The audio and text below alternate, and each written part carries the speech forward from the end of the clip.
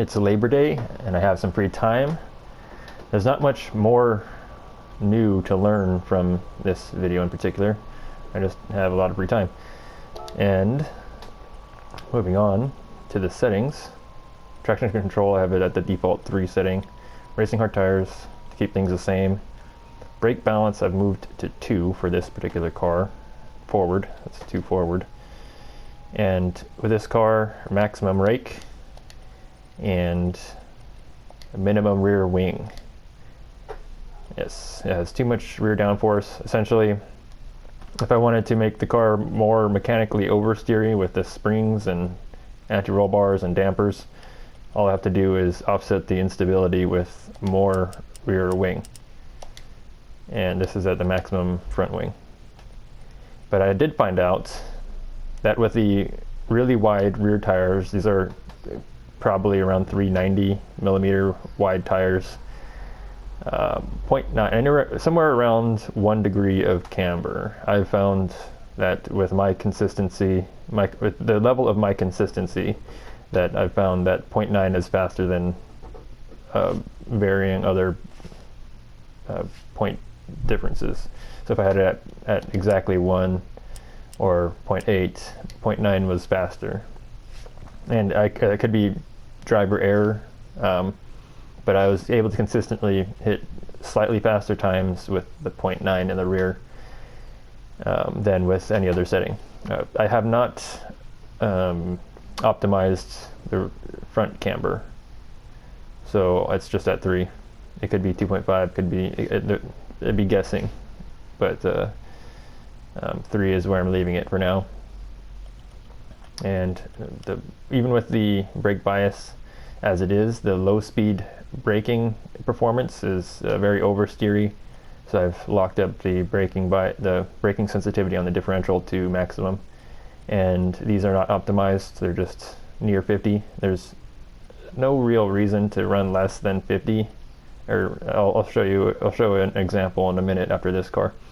But basically 50-50 is in optimal slip situations the same as full open. If the full open differential were not pushed to its a maximum, actually I don't know how to explain it, to maximum slip on the rear, inside rear, it would deliver 50% torque. So with the 50% torque, what happens is 50% torque split, that is,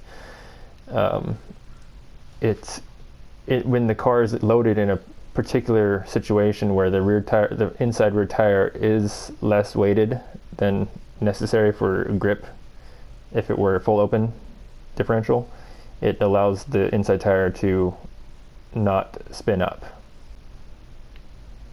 Something I forgot to mention that I'm adding in with the cut is that these downforce cars probably can run full open differentials in certain situations, and it won't make much difference because there's so much downforce and the tires never leave the ground, or they unload very little,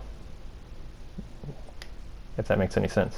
So with downforce cars, it's possible to run much less lock on the differential and still have good performance.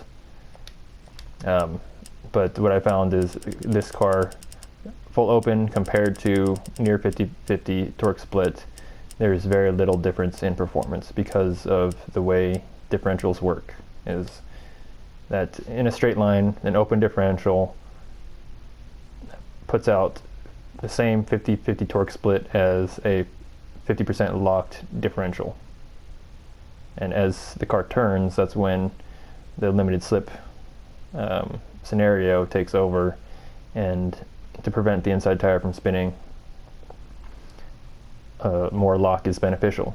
However, because there's so much downforce, there's very little slip on the inside tire anyway. So back to the video. Essentially, having a 50% lock would be considered a desirably minimum lock.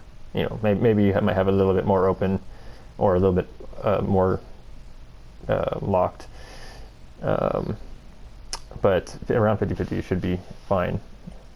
And it is fine with this particular car for me anyway. Just the braking sensitivity is different. Haven't done anything with the gearing, and that's it. Doing a quick drive, 1 lap. I don't know how well I'm going to do.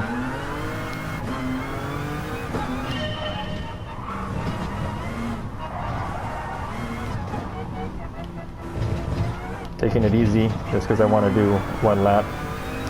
I don't feel like restarting this over and over again.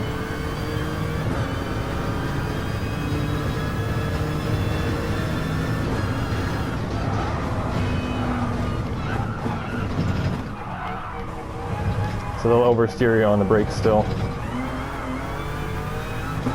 I'm over-slowing for the turns. I could carry more speed through the turns.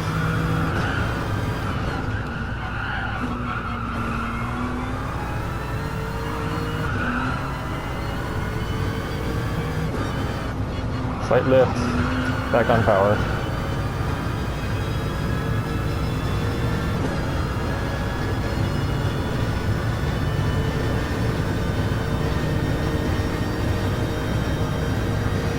Sixth gear is maximum gear. Let it rev out. Brake somewhere here. Still oversteer on the brakes and slow speed. So I could move the brake balance a little bit more forward, but I'd have less braking performance at the high speed braking, at the initial braking, right at the start, at the brake point.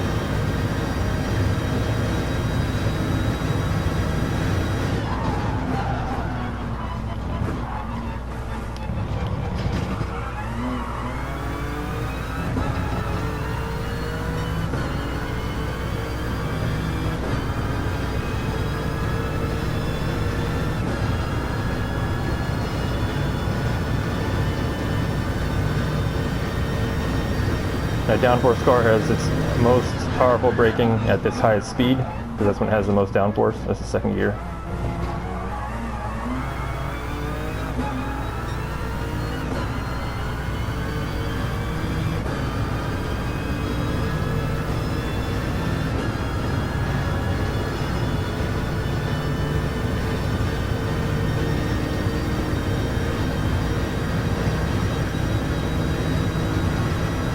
This is a slight brake, early lift, and brake at Indianapolis.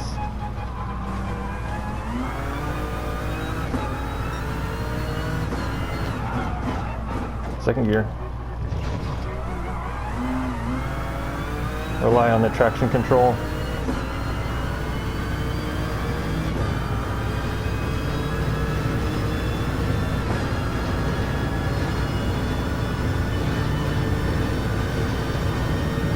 Shell brake lightly into here. Just go too lightly.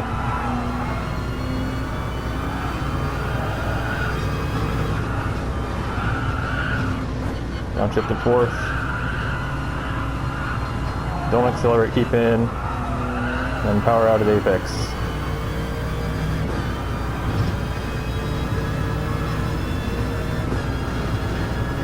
Brake a little bit early here, the third gear. I was a little too slow. Take this in second.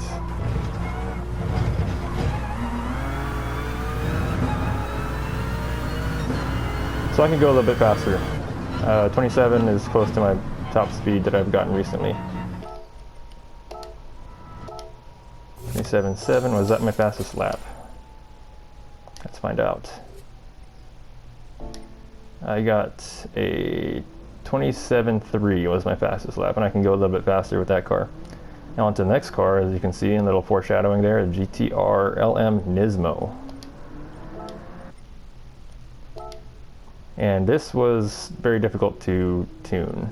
The default settings were fine. A little bit of understeer, basically due to ride height settings on the default settings.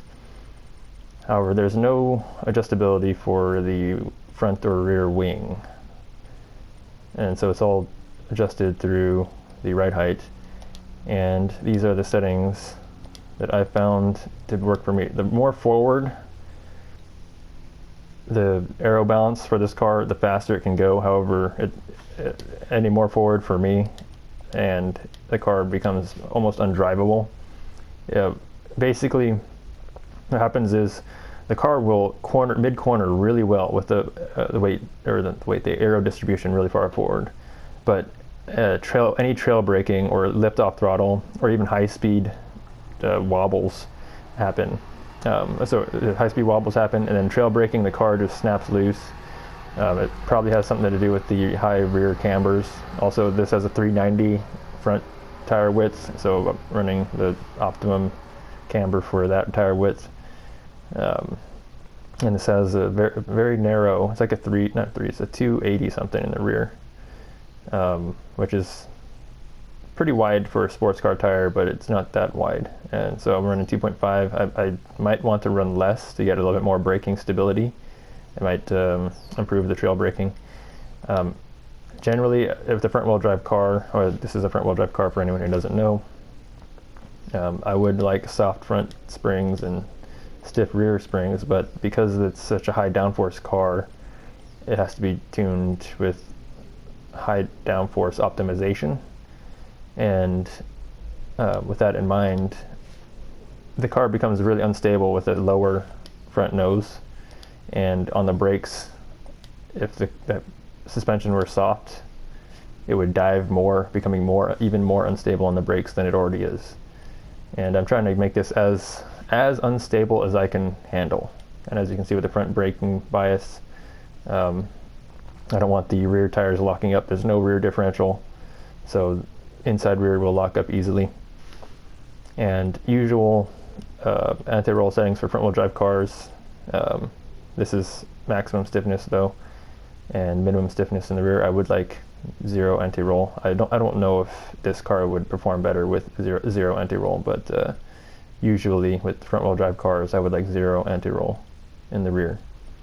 And usual damping settings: stiff front, soft rear, compression, close to critical damping, rebound, and these. So front wheel drive, always want close to maximum acceleration sensitivity on the differential, because when you're putting the power down on the exit, you're going to be cornering while exiting, and that means the inside tire is going to be unloaded. And to prevent inside tire slip, maximum possible lock without causing the tire bounce. I don't know if this sim or this game simulates tire bounce from 2 locked differentials, but 60% doesn't seem like that much anyway. Braking sensitivity maxed out. I have no way of controlling the rear sensitivity, so this is the best I can do. And this car basically cannot trail brake at all, and that's mostly its limiting factor. Braking and exiting is a limiting factor in that it's front wheel drive, so it can't exit out very quickly, and it's front wheel drive, and because of the aero balance, because of its optimum aero balance is more forward, it can't trail brake very well because it's so sensitive. It's so aero sensitive that trail braking is basically ineffective. The car will just spin out, especially with even more forward aero balance. And onto the drive. Let's see if I can even complete a lap without crashing.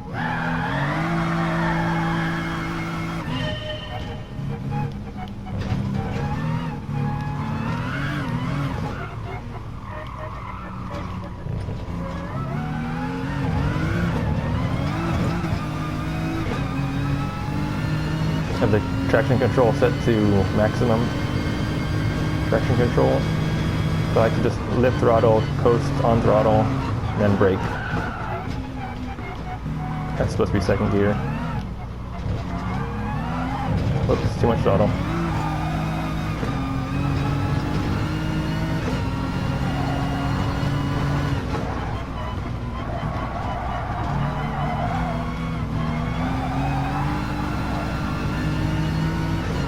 Slight lift, back on power. too early on the power.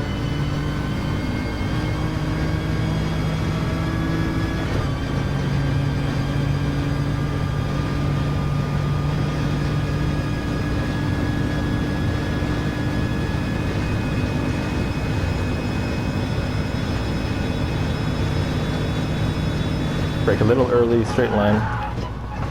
And also, the car doesn't like maximum braking with any kind of steering input. Oops. Oh, too quickly on the apex. Had to get on throttle a little late.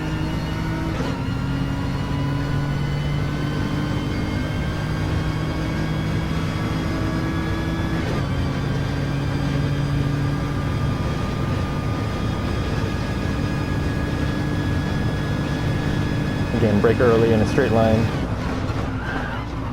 No trail braking.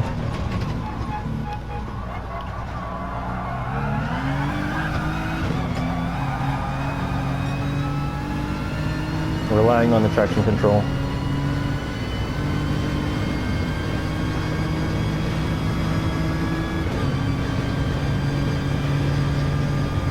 So this is a very crucial corner to brake early and come off the brakes and then brake again straight line.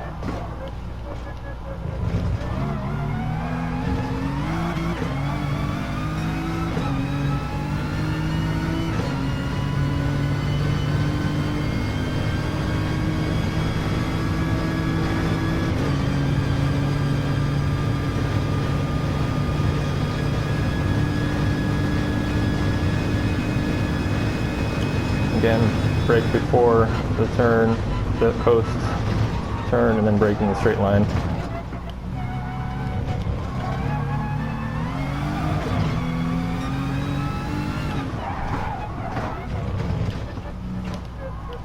Missed the apex.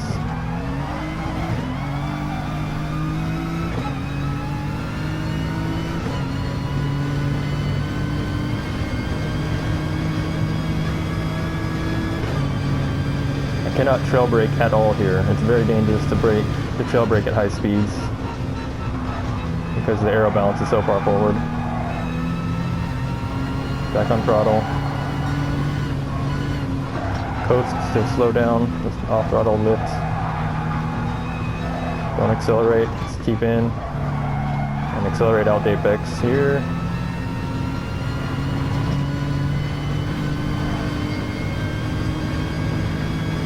Brake early.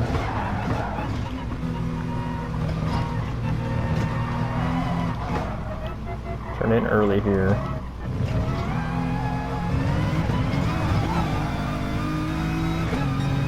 And a 39. That's not my fastest time. But I'm going to show you what happens with trail braking around this corner at high speed. Oh, it didn't happen.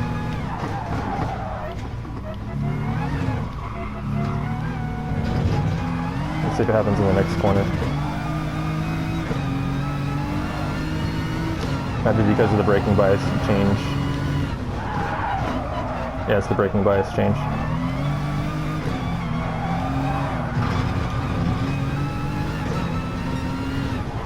Well, anyway, let's see what the fastest time was.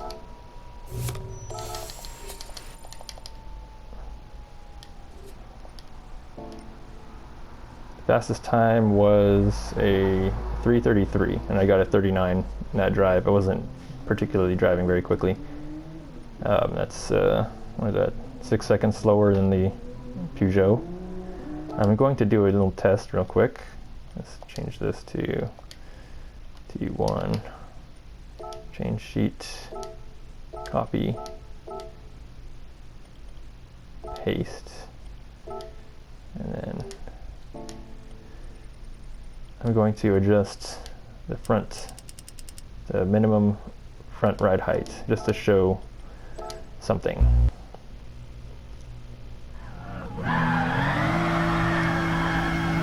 Turn 1 should be fast enough to show what happens while trail braking.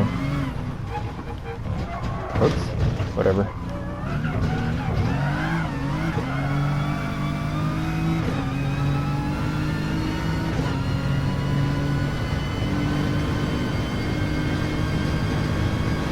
Slight lift off throttle here. Whoa, and that's what happens. car goes into a slide easily off throttle. I didn't even brake. Oh. And then I tried to correct and I got into a tank slapper. Let's try that again. This time I'm going to brake.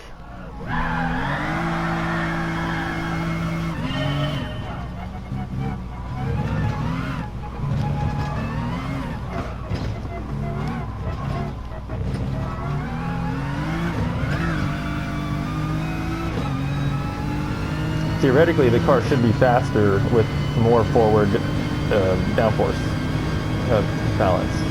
So I'm going to use the brakes, and that's the brakes. That's what happens on the brakes. And I just locked up to prevent the car from going off and into another tank slapper. Alright, that's enough of that. So, rename this something else. Untitled. There we go. Select. So anyway, these aero settings are the most forward aero balance I can make the car and still be drivable. And it understeers a little bit. It could be faster with a little bit more forward aero balance. And initial torque, I thought I changed that. This was at 49. I must not have saved it when I changed the car. I don't know when it saves some settings.